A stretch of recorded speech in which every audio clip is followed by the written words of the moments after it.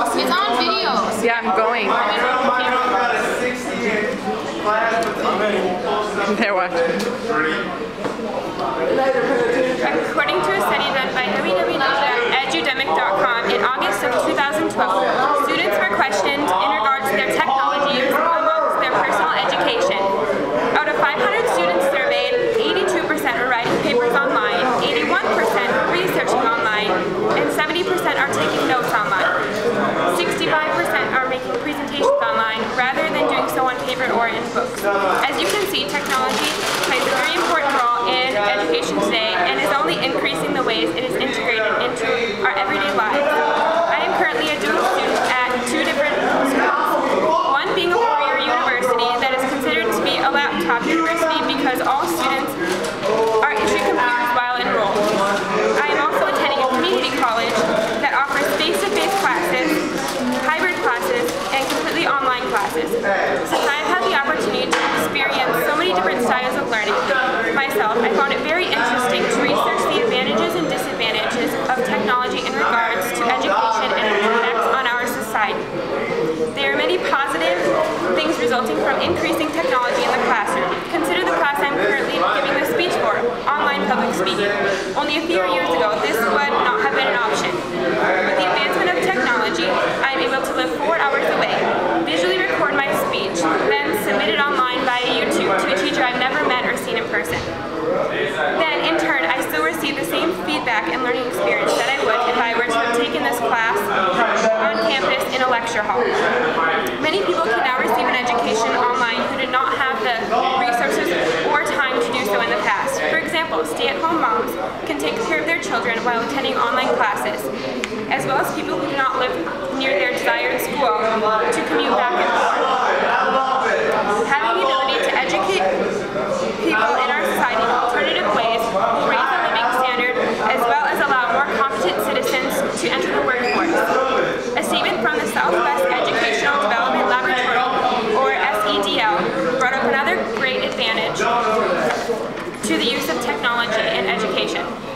Quote, the use of real-world tools, relevant experiences, and meaningful data inject a sense of purpose in classroom activity. Part of the mission of the educational institutions is to produce workforce-ready graduates who can, among other things, manipulate and analyze new data, critically evaluate information, and operate hardware and software.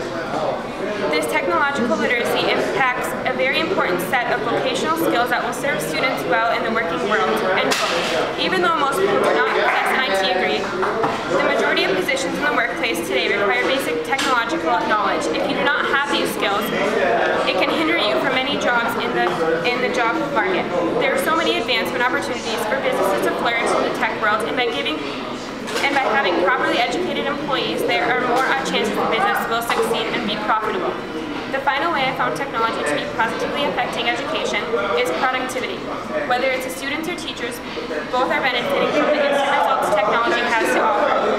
I previously took a general biology class, much like many of you have or will do in the future. And I learned the process of glycolysis in a matter of 3 minutes through a 3D animation, whereas it would have taken the professor a few lectures to have been able to efficiently tell me the process of which it occurs and which the human body needs energy. Email also allows us to connect and network with other students and teachers in a professional way and instantly and any time with numerous peers at once, reducing the time spent speaking face-to-face about small issues or problems. Ultimately, having a world of information at our fingertips by simply clicking a few buttons on a keyboard is a wonderful and incredible thing for our education and society. In contrary to the many beliefs that technology offers education, there are many disadvantages as well. I found the 3 largest factors to be a significant decrease in face-to-face communication, the quality of the content being learned and taught, and lastly, the increase of distractions during the learning process. Having the option of taking classes online eliminates the face-to-face interaction among teachers and students. Without this form of communication, people do not have the practice of thinking on the spot during discussions and the ability to ask questions immediately. Students must troubleshoot if they are not understanding a topic rather than working through it with the rest of the class. Being able to work amongst your peers on assignments allows cooperation and compromising skills to be exercised as well. According to an article from PBS.org, educators agree according to an article from PBS.org, educators agreed, quote, online education is unlikely to push aside a traditional four-year on-campus degree in the near future.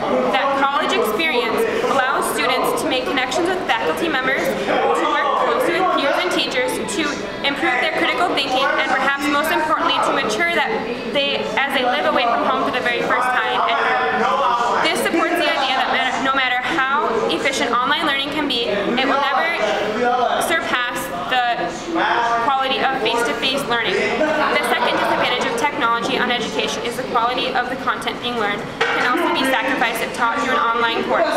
Many websites and online sources, such as Wikipedia, which many of you are familiar with, can give false information. On the other end of the spectrum, students can easily take other people's ideas and claim them as their own and take credit for the work. Lastly, the amount of distractions that coincide with education nowadays due to technology is outstanding. Think of the first thing you do when you get on your computer. I personally always have to check my social networking sites before I can focus on my studies. This is also true for class lectures. If the professor allows the use of computers, it can be a huge temptation to sit passively in class and focus on other things more interesting than the topic being discussed. In order to be a good online student or to be involved in the class, it takes an extraordinary amount of self-control to manage your time wisely and not let the distractions interrupt your schoolwork. In conclusion, I have given you 3 advantages and 3 disadvantages technology has on education in our society. Since we are all college students looking to further our education, this topic is very apparent and entwined into our everyday lives. After listening to my speech, I hope you can personally decide technology is either going in a positive direction by benefiting education or if it is hindering the learning experience. Thank you for listening.